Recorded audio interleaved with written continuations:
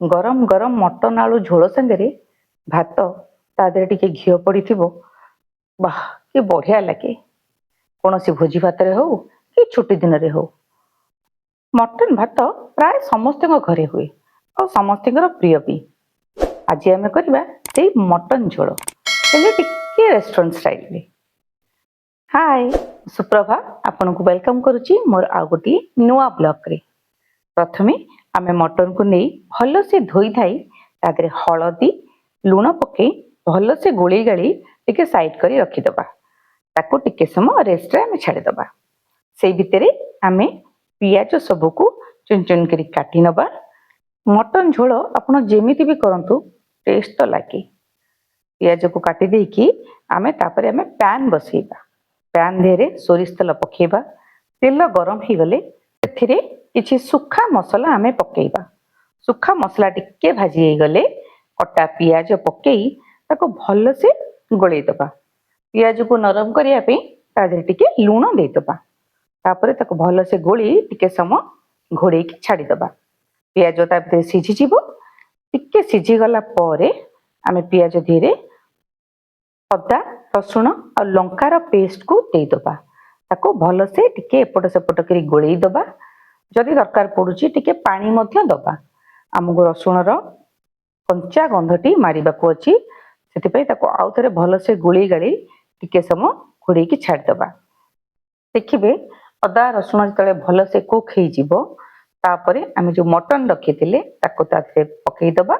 भल से गोळी गाली टिके समय घोड़े करी ताको छाड़ी दबा। जे मटन मसला देरे भल से मिसी जिवो। आपनको जदि एई वीडियोटी भल लागिछि ताले लाइक शेयर और सब्सक्राइब करंतु। मु आपन पई एमती आउरी बढ़िया बढ़िया रेसिपी नेकी आसीबी। देखिबे मटन टिके हे गलानी जदि ताको आउ थरे घोड़ना काढी की आउ थरे गोळेई देबे। ताको एमती थरे थरे गोळिया को पड़िबो नले लागि जिवो तळु। कारण आमे बेसी पानी देइनी मटन को आगो खाली कसूचे। मटन कसिले ही तार टेस्ट आहुरी बढ़े। देखिबे जदि मटन भल से कसी हे आसिलानी तार पानी सब सुखी गलानी एबे आमे गुंड मसला सब देई दबा।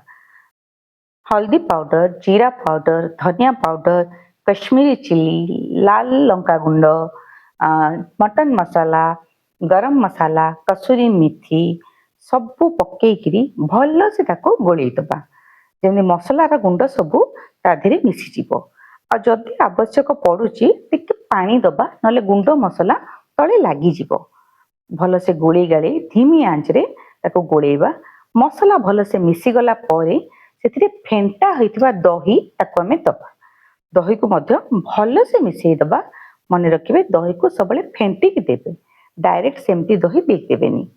तापरे दही मिसई देला परे हमर जेतिकी दरकार सेतिकी मात्रा रे हमर पानी दबा। जेतु हमें रेस्टोरेंट स्टाइल ले करूचे सेतिबे हमें बेसी परिमाण रे पानी देकी जेमि हमें घरे झोल करू सेमती करबानी। जेतिकी दरकार सेतिकी अमाउंट रो पानी दबा।